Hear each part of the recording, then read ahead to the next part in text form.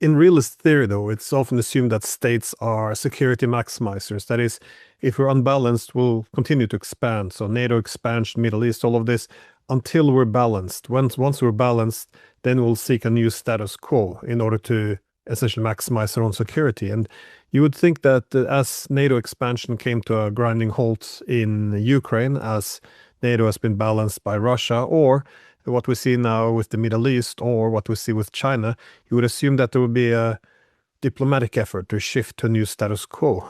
Do you see it? But I don't see it essentially. Instead, if I look at Iran, I think this is part of the reason why there can't be a peace, because Trump only wants a hegemonic peace. And, you know, we saw that the US was quite desperate for a ceasefire. They agreed to Iran's format, then walked it all back once, you know, the guns went silent. And now the US appears to be marching toward all-out war against Iran. Is this based on their reluctance to, I mean, find a peace that's not based on dominance, or what do you think Trump's play is?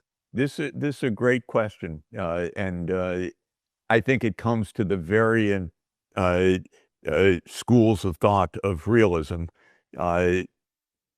There is the school of thought of our good friend John Mearsheimer, offensive realism, which says that you can't really find an equilibrium among the great powers. They're always looking for an advantage. They're always annoying each other. And in John's theory, you end up with what his great book is titled, The Tragedy of Great Power Politics. John says, no, there really can't be a balance of power that's satisfactory.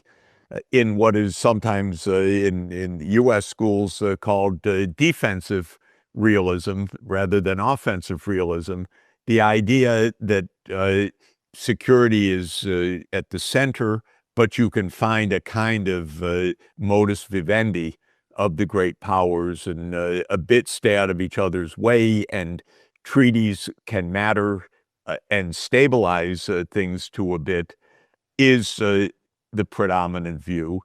I would say Kissinger was somewhere in between the two. Strangely, Kissinger studied the concert of Europe. This was his great model, the 19th century relative stability of the major powers of Europe through a concert of systematic negotiation and basic norms of behavior. But Kissinger also succumbed to the offensive realism that when the other side is down, take advantage of it. So he was in favor of NATO enlargement in the 1990s, even though he knew it would provoke Russian unhappiness. And others argue for that prudence is feasible. I think one of the things that makes John Mearsheimer's work so important is that while I don't agree with it myself as the necessary description of international politics, I think it's not let me put it positively, I think it's a very good description of the mindset of American strategists. So American strategists don't take enough as a basis for stopping. There is a problem in the United States, which is if any other major powers are standing, we are threatened, is the idea. And so the United States has and by U.S., of course, I mean Washington, and by Washington, I mean mainly the security establishment, has a very hard time with the idea that Russia is a stable, great power. It has an extremely hard time with the idea that China is a stable, great power. It's going to have a hard time with India being a great power, because in the American mindset, and I think it is, I don't want to overinterpret John Mearsheimer's thoughts, but I think he does portray right the idea that it's too dangerous just to leave these other powers. You can't really trust them, and you should do what you can to undermine them. So John does generally view China as a threat that we should be doing what we can to contain. I disagree with that viewpoint,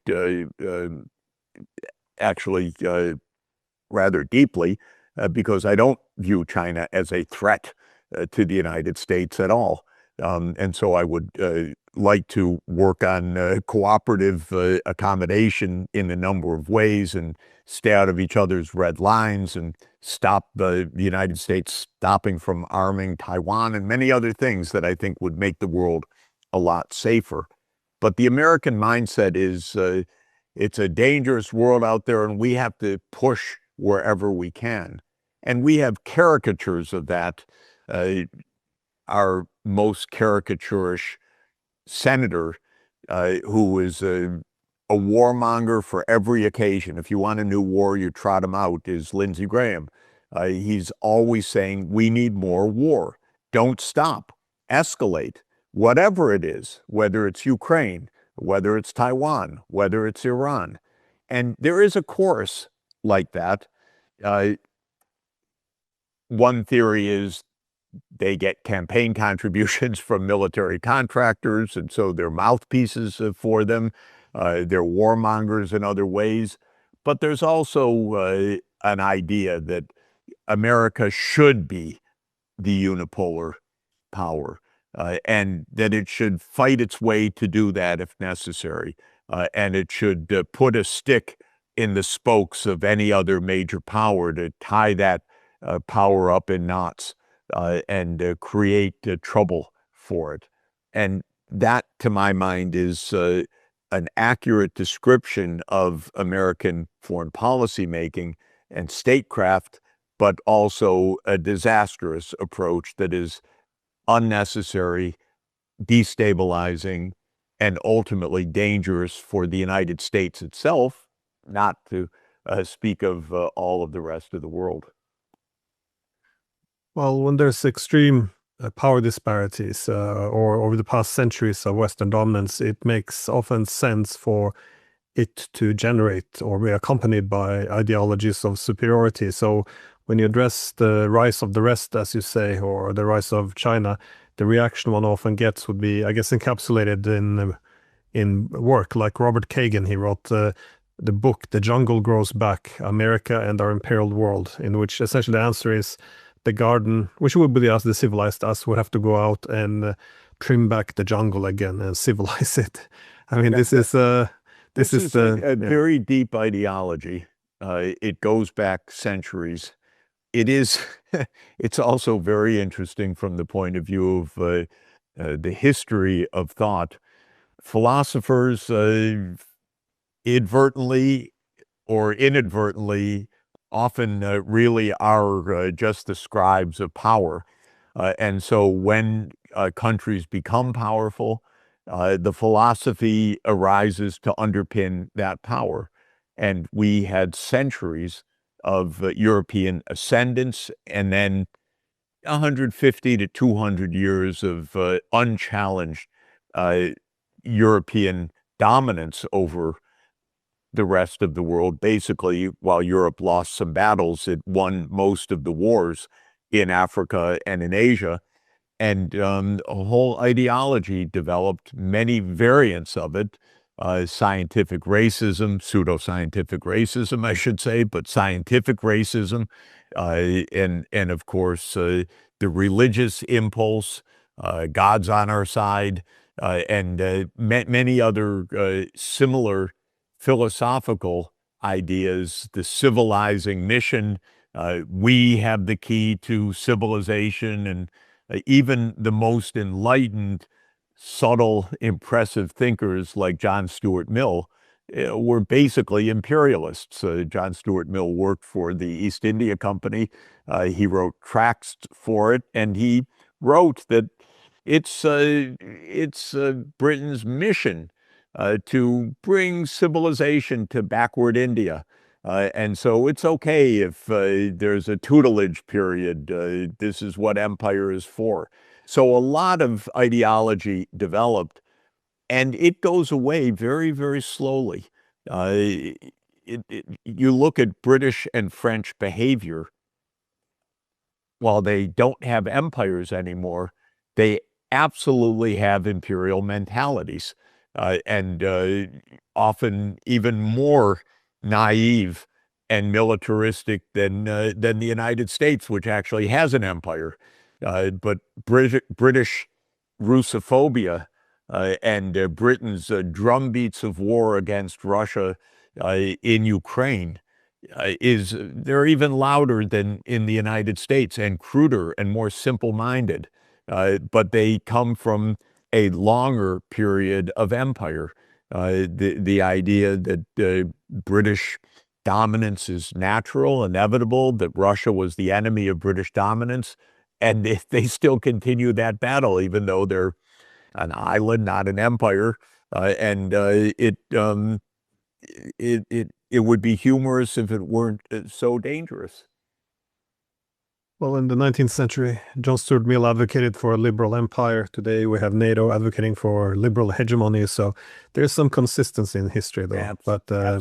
I say we learned everything we know from the British Empire, everything America thinks it knows from the British Empire. And actually, the links are very direct, of course, language, culture, direct education. It's all there to be seen. And if Bill Clinton was a Rhodes Scholar and Rhodes was the great imperialist of Africa, great in the large at the beginning of the 20th century, Clinton sucked that up at Oxford. So that when he became president of the United States in the 1990s, he was filled with American grandiosity that he had somehow learned from the British experience. 播报新闻是我的日常，必须时刻保持妆容和皮肤的最佳状态。当来到人生中最重要的时刻，也是 KS 逆时奇迹帮助我轻松驾驭，闪闪发光。KS 逆时奇迹活肤露全效精华、精华霜。多达5种 EGF 6大冻龄关键成分，保湿效果让我非常满意，小细纹也不再困扰我。我就是我自己的最佳女主角 ，KS 让我从容自信，光彩动人。我是我人生中的大女主，我的最爱我做主。KS 逆时奇迹系列热卖中，下单请上快点购，透过中天新闻网 App 下单立减50%。或输入 CTI 推荐码有额外折扣。